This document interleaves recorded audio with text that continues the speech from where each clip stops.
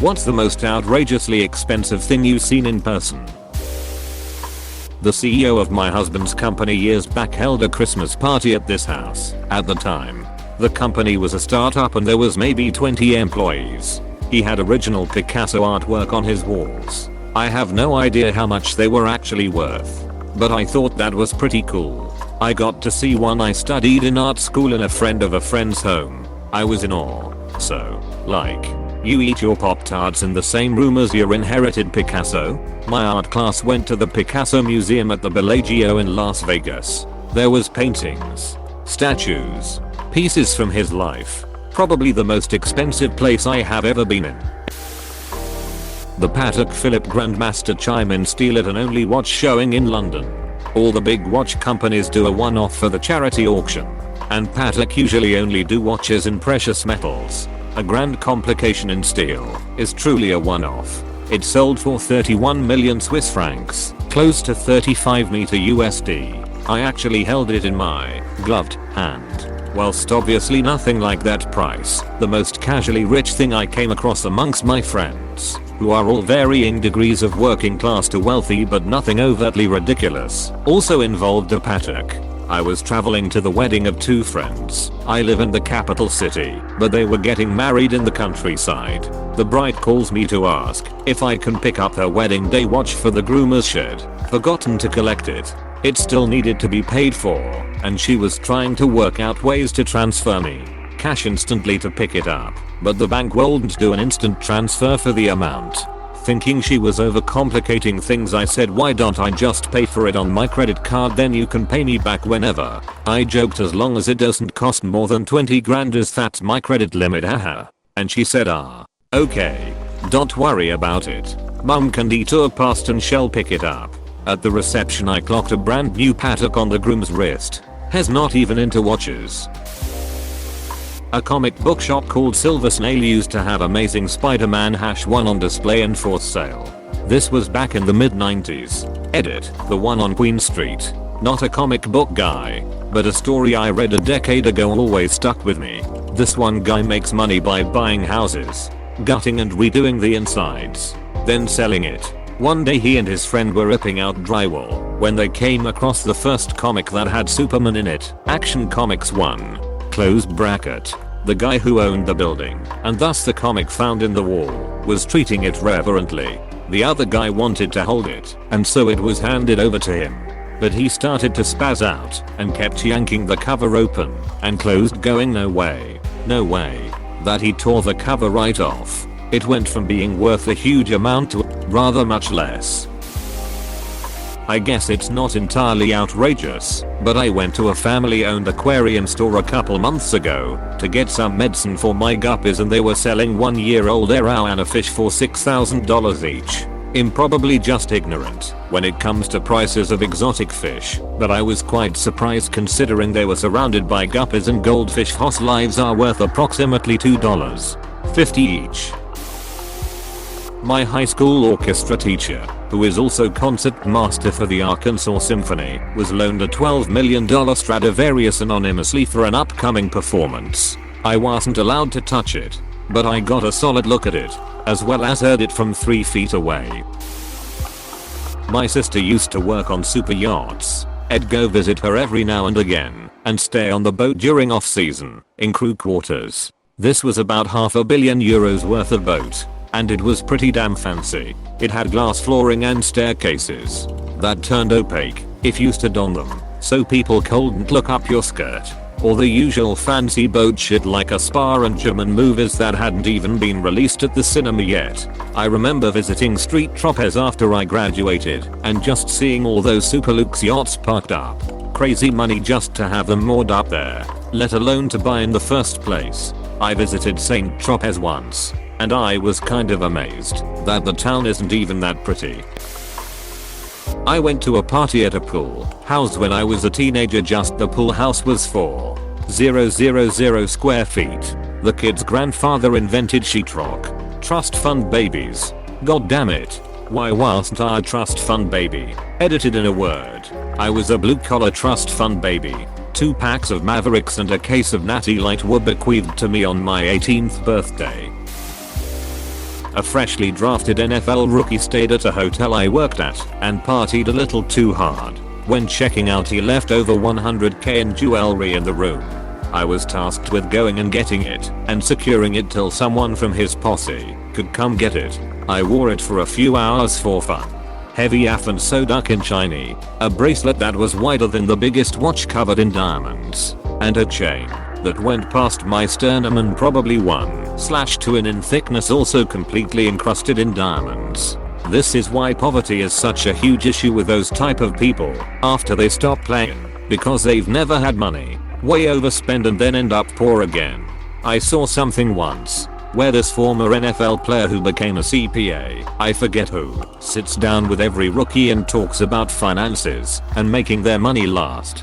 Both the NFL and NBA have rookie camps for newly drafted players. Part of it is they are required to attend financial literacy classes. Nowadays, since it is so common to see former players going broke, most player agents are pretty keyed in and work to make sure their players are educated on maintaining wealth. I attended a wedding that was rumored to cost well over $1 million. There was 2 venues. If I remember, there was 9+ member band flown in from New York City, another strings band during the ceremony, and a 3rd trumpet band that escorted the walk to the reception. An artist oil painted the reception live at the party. The food was incredible. Each table was over the top with guests having their own glass engraved with their name to take home. They gave people dancing shoes you could take home. It was incredible, and probably the most expensive private event I will ever attend. I'm sure I'm missing some other details, but everything was over the top. In Aspen, Co. a few years back, in a small antique store, we walk in, and the guy working there never even acknowledges us while he's casually chatting on his phone. I see a carved wood eagle sculpture about 2 feet tall and 1 foot wide. I flip over the price tag, $125. 000. I laughed out, looked at my friend, and said this isn't our kind of store, and promptly left. Aspen is the weirdest place I've ever visited. I worked security at an art museum and we exhibited this little Chinese teacup with a rooster on it. Little ass thing was worth over $36 million. Apparently there were only 4 in the whole world. I felt unsafe around it, like I'm not risking my life for this stupid cup.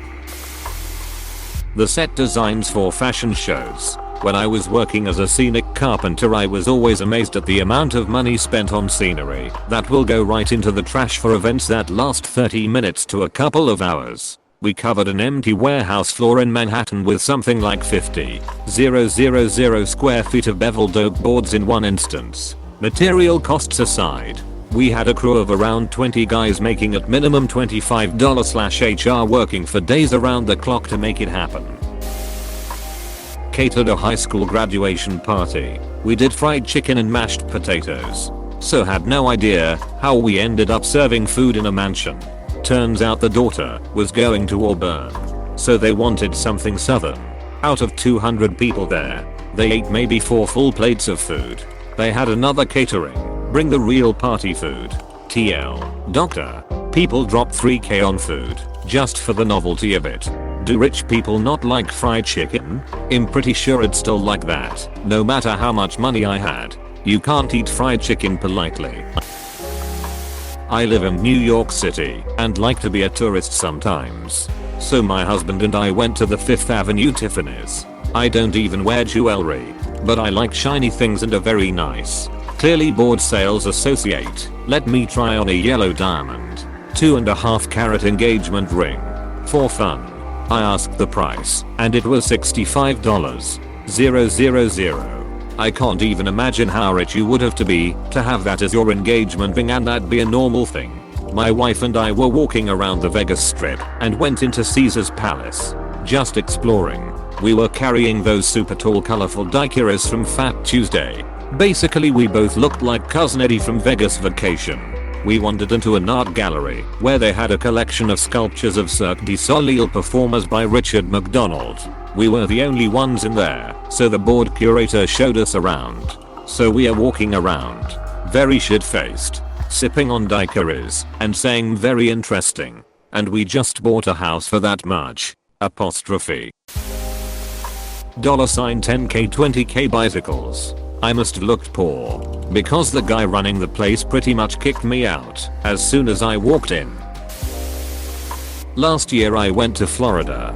At one point, we went to the Kennedy Space Center. I was in the gift shop, and, if I remember correctly, there was a chunk at a meteorite selling for $12,000. Back in the day I had to escort a Tulip Ego Diamond laptop prototype to a trade show, set it up in the booth, and ensure its return to the office. Personally, how much was it worth? A cursory Google search shows $350k USD. It still shocks me whenever I fly and I look through magazines and see ridiculously expensive shit. A gold pen for $1700 plus that you can sign your death bills with. Went to Disney World a few years back and got a glass slipper from Arimus Brothers. One of the items they had was a dual replica of the castle. It costs more than $30,000. And don't get me wrong, the thing looked wicked, but I'm not spending more on a decorative piece that will live behind glass for my own sanity than I spent on my car. $37,500. It's limited edition. It's on my list of things I would buy if I had stupid amounts of money, just for the novelty.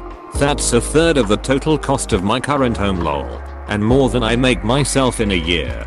I ducking love that glass shop. I have a couple really nice pieces I've bought myself over the years. It just went up in price. It's now $49,500. They sold some recently, so the scarcity caused a price increase. I used to work for a billionaire. They loved to purchase very old wines, think 90 plus years old, random jewelry for their spouse, a solid gold sturgeon caviar holder, $1 plus cars, etc. Generally all through auction at Sotheby's. It was my job to organize their purchases. It was interesting to see what crazy things rich people spent their money on. I may or may not have tried on the jewelry. I play Magic the Gathering. My decks aren't expensive, but they are not cheap either. Normally around $400 to $700.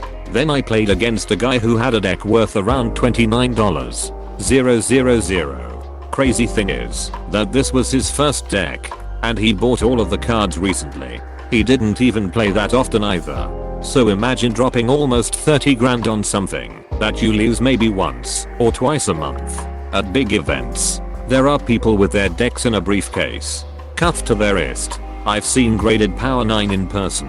Not that it is super expensive comparatively to other things in this thread, but it is crazy to think about how much a piece of cardboard is worth. A 12-year-old Russian kid who came to stay at a summer camp I worked at that has a 64,000 Robux. We later found out that his 14-year-old cousin was actually his 28-year-old bodyguard, and he was the son of a Russian diplomat. All around nice kid, though. I saw a lady show up to Walmart with a McLaren, wearing a 20k outfit. A 100k person. The best thing is she came to buy lotion.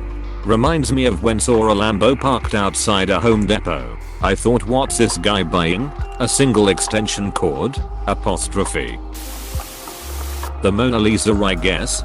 Fun fact, the Mona Lisa is literally priceless. It can't be replaced because the artist isn't around, and because there isn't another one like it to compare it to. It can't be assigned a monetary value either. So the Mona Lisa is both priceless and uninsured. Source: been teaching insurance law since 2011.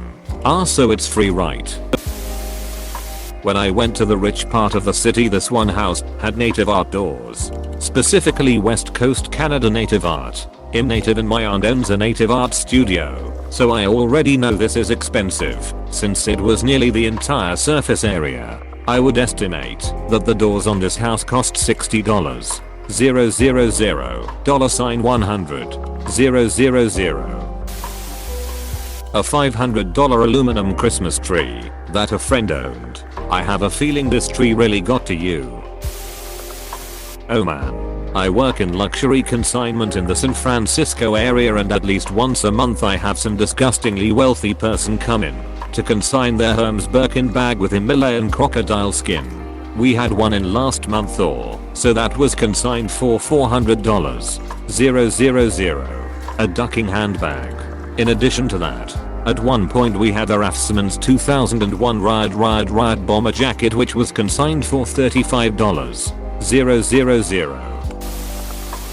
What appeared to be a very old and beaten up regular pair of sneakers. Him talking stuffs. What looked like random little Sharpie lines. And a general worn down look. You could literally find something similar in the trash. $400 at a designer clothing store. Maybe not the most outrageously expensive thing I've seen, but definitely at least for what it was. A classic Bentley 1952 R series. It was $82. 000 worth of car. It was parked in the garage of the house I was to rent. I was told it wouldn't be moved. I didn't move it because I could just imagine my son scratching it. Hey PSSST, please subscribe and like.